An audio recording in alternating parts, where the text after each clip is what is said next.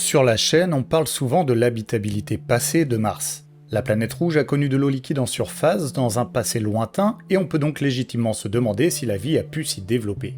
Est-ce que toutes les conditions nécessaires ont été réunies pour quitter le domaine de la chimie et entrer dans celui de la biologie? La question reste pour le moment en suspens, et elle en cache une autre, plus spéculative, qui va nous intéresser aujourd'hui. Qu'en est-il de l'habitabilité présente de Mars? Est-ce que des formes de vie auraient pu survivre jusqu'à aujourd'hui sur la planète rouge? Sous quelle forme et dans quel milieu? Au cœur de cette question se trouve un gaz simple mais crucial, le méthane. Depuis plus d'une décennie, sa présence supposée sur Mars alimente un débat passionné. Y a-t-il réellement une production naturelle de méthane sur la planète rouge? Et si oui, est-elle le signe d'une activité biologique encore présente ou simplement celui de processus géologiques parfaitement ordinaires?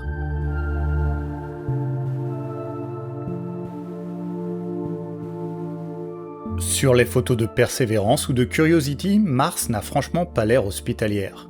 Cette impression est confirmée par 60 ans d'exploration de la planète rouge. Depuis Mariner 4, en 65, on a pu dresser un portrait assez précis de notre voisine. La première difficulté est le froid. La température moyenne en surface avoisine les moins 63 degrés Celsius, avec des écarts considérables selon les saisons, l'heure de la journée et la latitude. Au pôle, elle peut descendre sous les moins 120 degrés, tandis que l'équateur dépasse parfois brièvement les 20 degrés en plein après-midi. Mais ces rares épisodes de douceur ne durent que quelques heures avant de laisser place à un froid glacial. L'atmosphère constitue un second obstacle majeur. Près de 95% de celle-ci est composée de dioxyde de carbone avec seulement des traces d'azote, d'argon et d'oxygène. Plus problématique encore, elle est extrêmement ténue. La pression au sol atteint en moyenne 6 millibars, soit moins de 1% de celle que nous connaissons sur Terre. Dans ces conditions, l'eau liquide est presque impossible à maintenir en surface. Elle gèle ou se sublime directement en vapeur sans passer durablement par l'état liquide. En conséquence, Mars est une planète extrêmement sèche. La faible quantité de vapeur d'eau présente dans son atmosphère correspondrait, si elle venait à se condenser, à une fine pellicule de quelques dizaines de micromètres seulement répartie sur la planète. À cela s'ajoute l'absence d'un champ magnétique global et une atmosphère trop mince pour filtrer efficacement les rayons cosmiques et ultraviolets. Pour un organisme vivant exposé en surface, Mars apparaît donc comme un environnement particulièrement hostile où se combinent froid extrême, faible pression et bombardement radiatif. Pourtant, ce tableau n'est peut-être pas complet, car depuis une vingtaine d'années, plusieurs missions ont rapporté des indices laissant penser qu'un gaz inattendu pourrait être présent dans l'atmosphère martienne, le méthane. Les premières annonces remontent au début des années 2000. Des observations réalisées depuis la Terre, puis par la sonde Mars Express, ont suggéré la présence de faibles quantités de méthane dans l'atmosphère martienne, de l'ordre de quelques dizaines de parties par milliard. Peu après, des analyses des données de Mars Global Surveyor ont également été interprétées comme compatibles avec la présence de ce gaz dans certaines régions de la planète. Plus surprenant encore, ces détections semblaient varier au cours du temps, voire selon les saisons, laissant penser que le méthane était continuellement produit puis détruit par un mécanisme encore inconnu. Le débat a pris une toute autre dimension en 2012 avec l'arrivée de Curiosity dans le cratère Gale. Après plusieurs mois de mesures négatives, le rover a finalement détecté de faibles concentrations de méthane, entrecoupées de pics beaucoup plus marqués.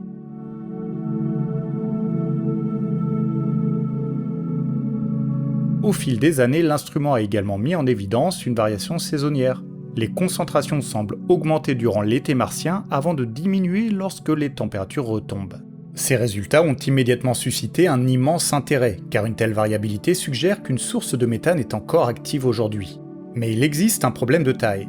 Toutes ces détections restent extrêmement proches des limites de sensibilité des instruments. Les quantités mesurées sont si faibles qu'il est difficile d'exclure totalement un artefact instrumental ou une erreur d'interprétation. Autrement dit, malgré plus de 20 ans d'observation, la simple question de savoir si Mars produit réellement du méthane demeure très débattue.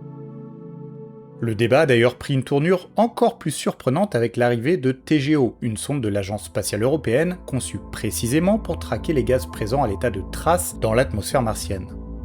Grâce à ses spectromètres bien plus sensibles que ceux de ses prédécesseurs, elle devait confirmer des détections de méthane et en cartographier les sources. Or, c'est l'inverse qui s'est produit. Depuis le début de sa mission scientifique en 2018, TGO n'a détecté aucune trace de méthane. Ces mesures fixent même des limites supérieures, parfois inférieures aux concentrations rapportées auparavant par Curiosity, Mars Express ou les observations réalisées depuis la Terre.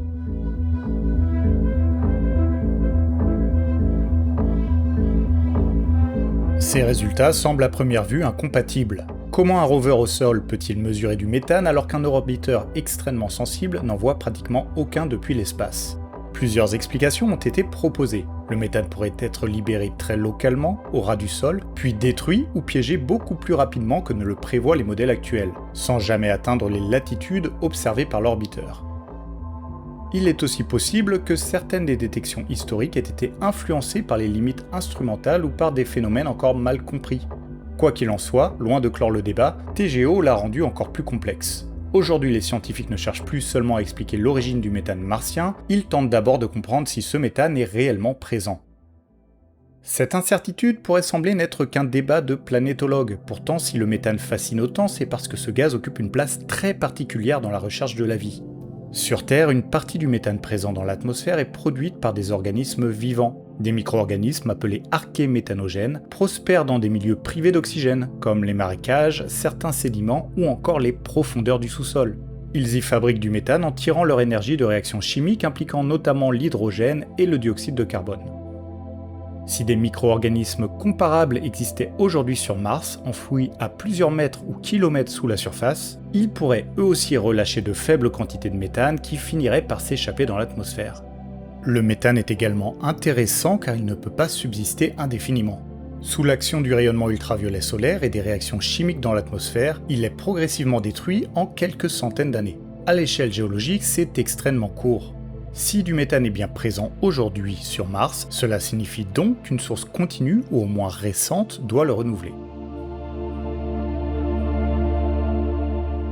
C'est précisément ce qui fait du méthane un biomarqueur potentiel. Sa présence n'est pas une preuve de vie, loin de là, mais elle constitue un indice qu'un processus encore actif est à l'œuvre sur la planète. Toute la difficulté est que la biologie n'est pas la seule capable d'en produire. Certaines réactions géologiques peuvent elles aussi générer du méthane sans qu'aucun organisme vivant n'intervienne. C'est donc cette alternative que les scientifiques cherchent désormais à départager. Si le méthane martien existe réellement, est-il le résultat discret d'une biosphère enfouie en profondeur ou simplement celui d'une planète encore géologiquement active ?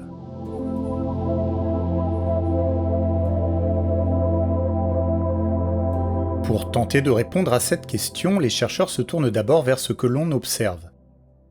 Les variations saisonnières rapportées par Curiosity sont particulièrement intrigantes. Si elles sont réelles, elles suggèrent qu'une source de méthane s'active ou devient plus efficace à certaines périodes de l'année. La surface martienne est tellement hostile qu'elle paraît peu compatible avec une activité biologique. En revanche, quelques mètres ou même quelques kilomètres sous terre, les conditions pourraient être très différentes. Le sous-sol offre une protection contre les rayonnements, des températures plus stables et peut-être la présence d'eau liquide dans certaines régions.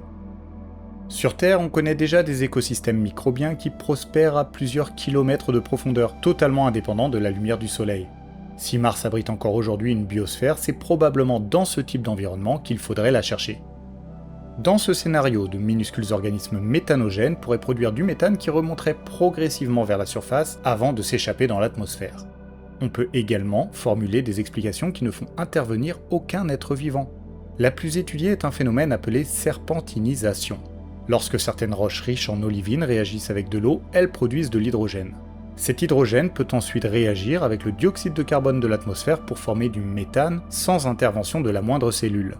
Ce type de réaction est bien documenté sur Terre, notamment au niveau des dorsales océaniques et de certains massifs rocheux. Vous noterez que ce scénario implique la présence d'eau liquide dans les profondeurs de Mars, peut-être sous la forme de films ultra fins entretenus par la chaleur produite par les réactions. Ce qui en soi peut être vu comme un autre milieu intéressant pour la vie. D'autres mécanismes ont également été proposés, comme la libération du méthane ancien piégé dans le sous-sol depuis des milliards d'années, ou encore des réactions provoquées par la chaleur résiduelle de la planète. Le principal avantage de ces scénarios est qu'ils ne nécessitent pas de supposer qu'une biosphère martienne ait survécu jusqu'à aujourd'hui. Pour l'instant, aucun indice ne permet de trancher entre tous ces scénarios, et il est même possible que plusieurs mécanismes contribuent simultanément aux faibles quantités de méthane qui ont été rapportées par Curiosity. Vous l'aurez compris, le problème est donc double. D'un côté, il faut déjà déterminer si le méthane est bel et bien présent. D'un autre, si on confirme sa présence, il faut s'assurer de son origine, biologique ou géologique. Ce double défi va orienter une bonne partie de l'exploration martienne des prochaines années. La première étape consiste à aller chercher des indices là où ils ont le plus de chances d'avoir été préservés, sous la surface. C'est précisément l'objectif du rover Rosalind Franklin. Contrairement à tous les rovers qui l'ont précédé, il sera capable de forer jusqu'à 2 mètres de profondeur, bien au-delà de la couche superficielle continuellement exposée au rayonnement ultraviolet et aux rayons cosmiques. Si des molécules organiques fragiles, voire d'éventuelles signatures biologiques subsistent encore sur Mars, c'est probablement dans ce sous-sol qu'elles auront le plus de chances d'être découvertes. Sans pouvoir détecter directement une vie actuelle, le rover pourrait nous renseigner sur les conditions qui règnent quelques mètres sous la surface et sur leur compatibilité avec une activité biologique. En parallèle, les chercheurs continuent d'affiner leur compréhension de l'atmosphère martienne. Les mesures contradictoires de Curiosity et de TGO ont mis en évidence une lacune dans les modèles actuels. Si du méthane est effectivement libéré près du sol, pourquoi disparaît-il sans être détecté à plus haute altitude ? Plusieurs pistes sont aujourd'hui explorées. Parmi elles figurent de minuscules décharges électriques produites par les tourbillons de poussière et les tempêtes martiennes.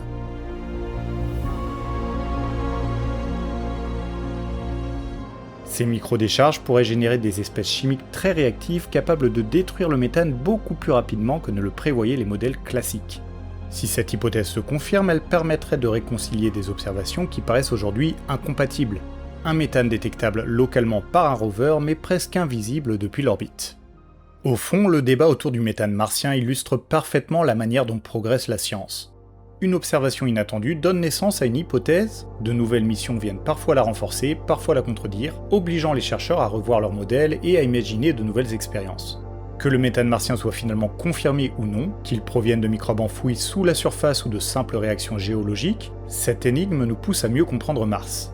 Et c'est peut-être en cherchant à expliquer quelques molécules d'un gaz presque imperceptible que nous finirons par répondre à l'une des plus grandes questions de l'exploration spatiale: la vie a-t-elle pu émerger ailleurs que sur Terre ?